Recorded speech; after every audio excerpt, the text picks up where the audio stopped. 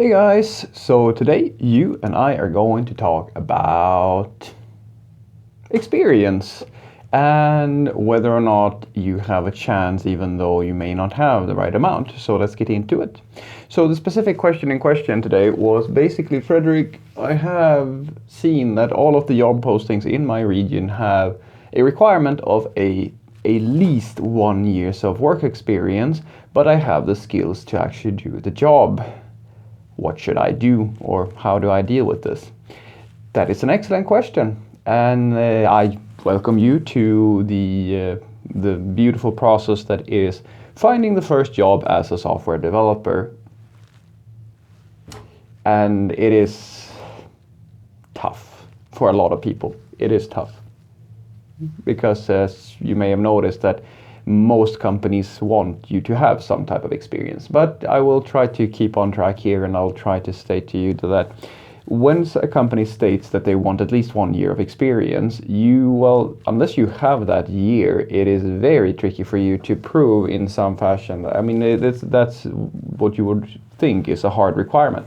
But I will tell you also that that's not always the case. It might just be like, I think that you should still apply, but you shouldn't expect as much. Now, the issue here is that I believe that you may or may not. The thing that I find interesting is that this person actually stated that they do have the skills to work in the industry. I mean, if you don't even have 1 year of work experience, how do you know that you have the skills necessary? I'm just curious. I don't get that. If you've never worked in the industry, how in the world would you know if you're ready or not?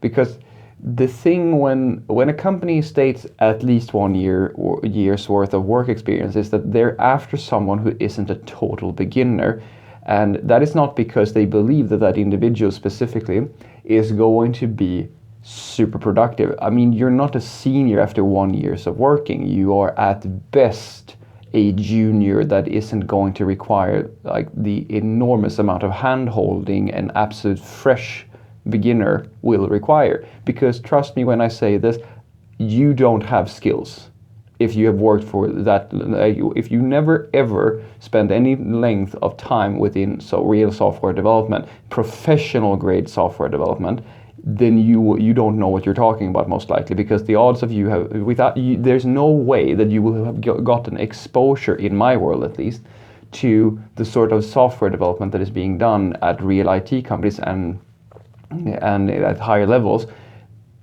outside of that environment. It's like a little club almost. You are in there and you learn things, but if you're not in there, you're not going to learn the same things. And this is why these work requirements are placed there. Some companies have even higher requirements. They say things such as 2 years at least, 5 years. Some I have seen personally are up to 15 years of experience. These aren't numbers that are necessarily, these are not arbitrary numbers always. Because what's desired from the company's perspective is that you actually have work experience. It's not about coding skills. It's not the same thing. It's coding skills you will achieve through working, but it's also about knowing how to work in an environment that is very specific to this industry. So that's why I doubt that you actually have that you may have the coding skills, but I don't know whether or not you believe yourself to have the experience needed to work in the industry. But with that said, here's the tip that I can give you. It's the only tip that I can give you, and that is just an insight basically. Now, the insight that I can give you is that if these are the hard requirements and there's absolutely no other job out there where they require less than 1 year, then you only really have one choice. You have to prove that you have the value to outweigh that year of experience. Now, what I mean by that? Well, I'm saying that either you freelance until you can acquire such amounts of experience, but even that is a little bit risky, as I said, because there is a club, and I'm saying that it's so hard to describe if you haven't worked in the industry, because you don't know how all of these, you don't know all the jargon, you don't know how people think, you don't know how processes work. There's tons of stuff that is involved in working in software development that is very iconic for that environment, and you will be very quickly caught if you don't know these things. And that is, I'm sorry, it is unfair, but that is one way of looking at that problem, to basically acquire that experience by yourself. You can absolutely do that. That's how probably I would say probably one of the best ways of doing it. But another way is to prove your enormous value. So that's the other part of this. It's because the 1 year of experience, if somebody's asking for that, they're not asking for a senior developer. They are asking for someone who isn't going to be a complete beginner and a lot of cost to the company.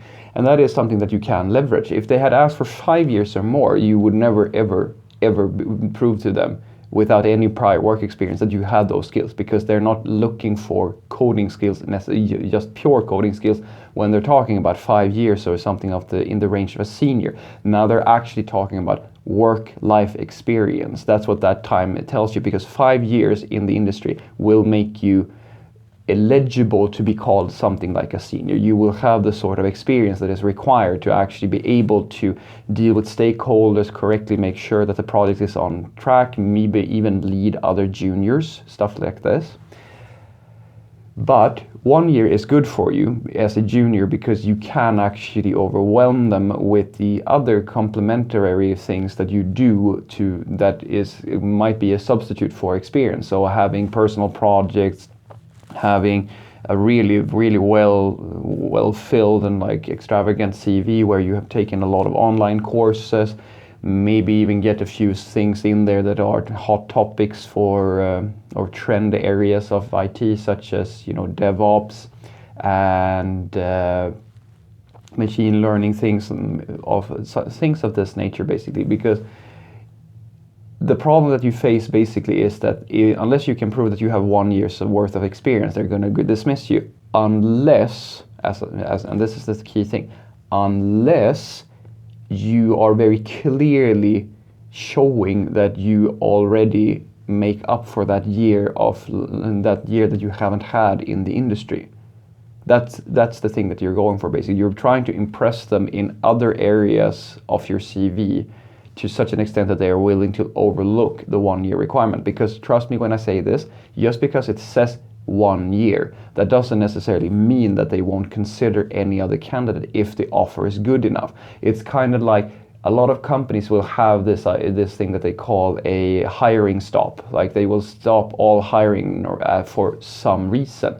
And this is true. They won't be actively looking for new recruits. But if the perfect recruit, the perfect fit just falls into their lap, quite a lot of them will actually overlook that just because that person is such a good hire for them at that moment. So what I want you to take away from this is that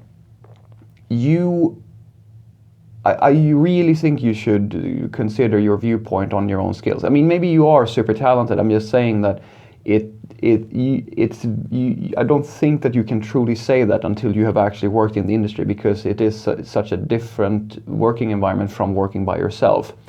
But if you do believe that you truly have the skills to work at a company where they require at least 1 year of experience, I highly recommend that you try, as I said, either you freelance just to get the years or something like that.